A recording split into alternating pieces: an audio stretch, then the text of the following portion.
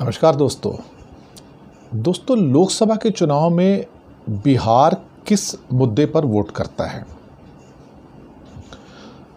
इसकी गहनता से जांच की ज़रूरत है।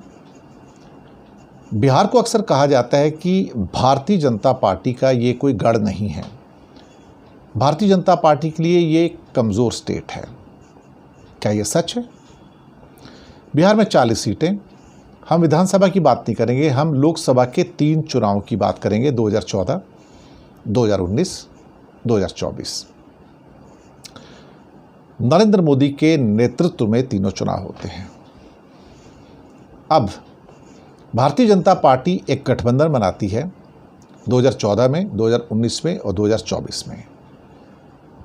कहा जाता है कि भारतीय जनता पार्टी बहुत कमज़ोर है बिहार में और लालू, तेजस्वी ये सब लोग बहुत मजबूत हैं, या फिर नीतीश बाबू बहुत मजबूत हैं। तो बीजेपी की सफलता का कारण क्या रहा है? बीजेपी की सफलता कितनी बड़ी रही है? 40 सीटें। 2014 के चुनाव में 40 में से 31 सीटें, 31 सीट्स भाजपा गठबंधन ने जीती। 40 सीटों में से 39 सीट्स 2019 में भाजपा गठबंधन ने जीती। 40 में से 30 सीट 2024 में भाजपा गठबंधन ने जीती। इसका मतलब कि 40 में से 30 से ज़्यादा सीटें तीनों चुनाव में भारतीय जनता पार्टी के गठबंधन ने जीती। तीनों चुनाव के अंदर जो उनका एवरेज है 30 से ऊपर है भाजपा के गठबंधन का। और जो इंडिया गठबंधन या बाकी उससे पहले किसी भी नाम से था, यूपीए के नाम से था, उनकी सीटें हमेशा 10 से कम रहीं। कहा जाए तो 9 से कम रही, 10 भी नहीं बल्कि 9 और 8 से कम रही। और इस बार तो पूरे चांसेस थे कि 40 में से शायद 30 सीटें इंडिया गठबंधन की आ जाए, लेकिन फिर वो 9 पे लुढ़क गए। अब सवाल यहां पर क्या है? सवाल यह कि लोकसभा के चुनाव में बिहार का नागरिक किसके लिए वोट करता है? बिहार का नागरिक किसके लिए वोट करता है? तेजस्वी और उनके गुट ने लोगों से क्या वादे किए? नौकरी का वादा किया, बेरोजगारी हटाने का वादा किया, महंगाई कम करने का वादा किया, सामाजिक न्याय का वादा किया, जातिगत जनगणना से मिलने वाले लाभ की बात की। ये 5 मुद्दे प्रमुख हैं: नौकरी, बेरोजगारी, महंगाई, सामाजिक न्याय, जातिगत जनगणना के फायदे। ये 5 मुद्दे। क्या मोदी जी जब अपनी स्पीच देने जाते थे या अमित शाह देने जाते थे, क्या उन्होंने नौकरी पे कोई बात की? नहीं।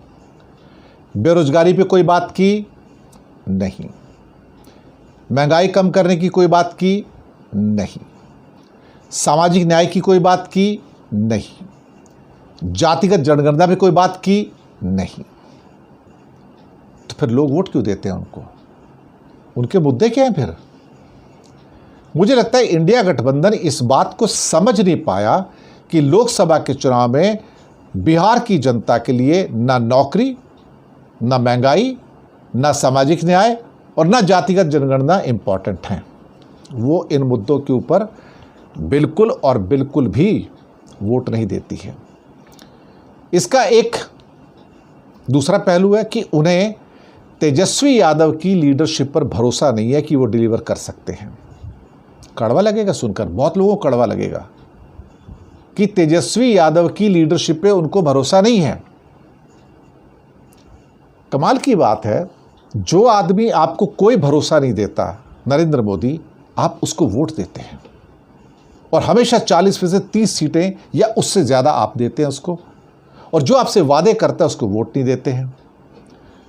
बात क्रेडिबिलिटी की है, बात विश्वसनीयता की है कि आज भी बिहार के अंदर लोकसभा चुनाव में नरेंद्र मोदी के गठबंधन की विश्वसनीयता या नरेंद्र मोदी की जो विश्वसनीयता है वो बहुत बड़ी है। भले वो आपको कुछ ना दे तो भी लोग उस पर विश्वास करते हैं, और ये सब कुछ वादा करते हैं तेजस्वी यादव और उनके साथी, तो भी वोट उनको नहीं मिलते हैं।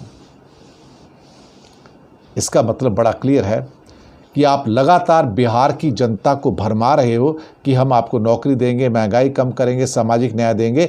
बिहार की जनता इनसे दूर जा चुकी है उनका सामाजिक न्याय से, बेरोजगारी से, नौकरी से, महंगाई से कुछ लेना देना नहीं है। अगर लेना देना होता तो आपको जितवाना देते। कड़वी बात कह रहा हूँ, लेकिन सोचने वाली बात है कि सच क्या है।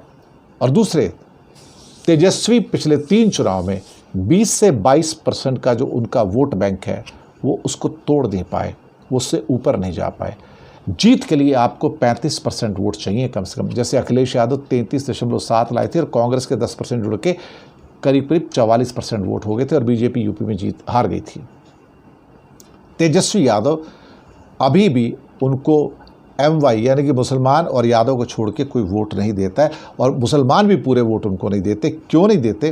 क्योंकि वो चिराग पासवान को भी वोट देते हैं, जनता दल के यूनाइटेड के नीतीश कुमार को भी वोट देते हैं, और बाकी जितनी वहाँ पर कम्युनिटीज़ हैं वो तेजस्वी को वोट देती ही नहीं है। यानी कि जो स्वर्ण वर्ग हैं या बाकी पिछड़े वर्ग हैं वो वोट ही नहीं करते इनको।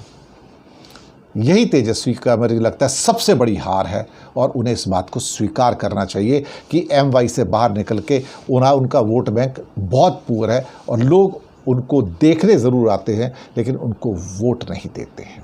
शुक्रिया।